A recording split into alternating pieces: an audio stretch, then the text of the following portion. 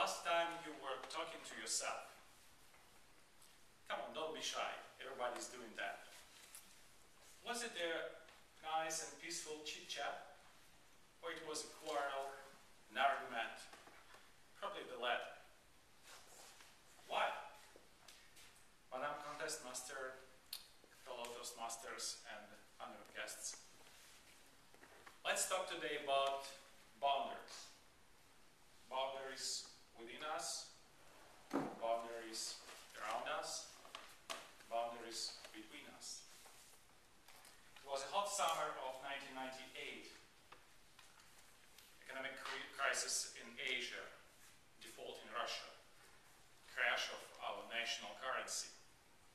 But for me, that was a year when I discovered Ken Wilber, a thinker, philosopher, psychologist, and his book, No Boundary, really changed my views on mind, on life, and on the universe.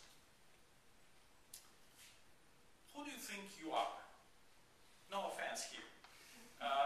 Just what do you have in mind when you think or say me? Is it just your conscious mind, or it's also your subconscious? Usually people have two parts, at least two parts, in their brains. Ken Wilber call it persona and shadow, conscious and subconscious. And usually we are very good in building boundaries between those two. And every military expert will tell you that every boundary is a potential battle line. That's why there are so many battles inside our mind. That's why you are arguing with yourself so heavily and probably so often. Many scientists like Freud, like Fromm, and many others were trying to explain how the brain works and what's inside, and how to eliminate, if not the boundary, but at least the battle line within our mind.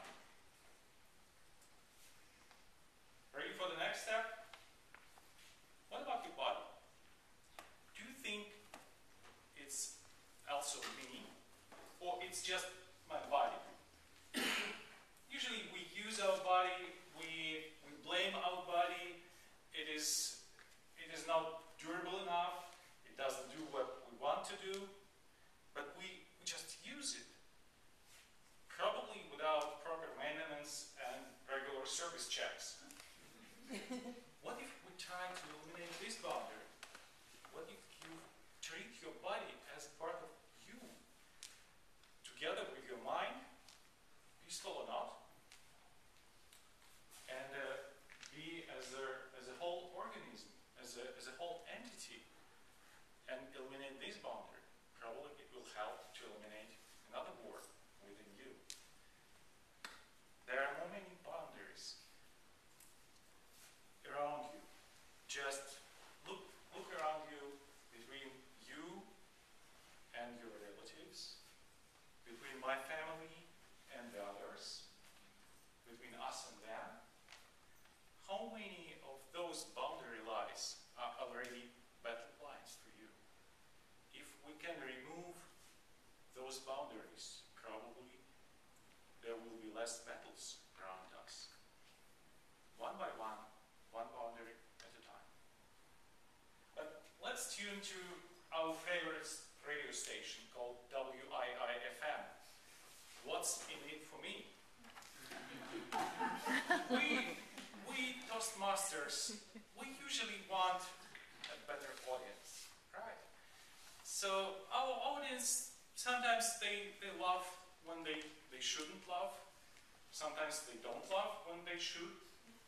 Sometimes they don't get our points. And why I'm telling all the time we and them, I am as a Toastmaster, as a speaker, and this is my audience.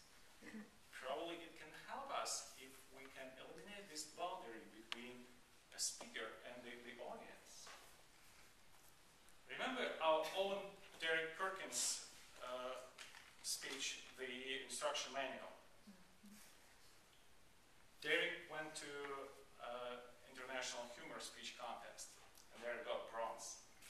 And I came to him and said, Derek, it was not fair.